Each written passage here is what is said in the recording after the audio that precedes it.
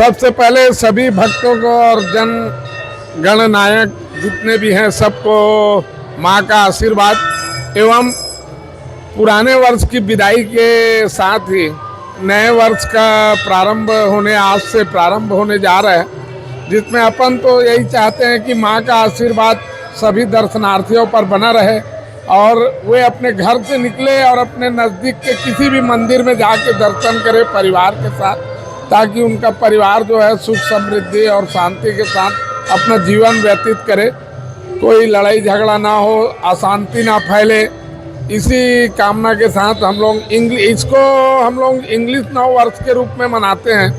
क्योंकि कैलेंडर के हिसाब से आज नव वर्ष का प्रारंभ हो रहा है। और हिंदू नव वर्ष जो है वो अभी आने वाले चैत्र नवरात्रि के प्रतिपदा को मनाया जाता है,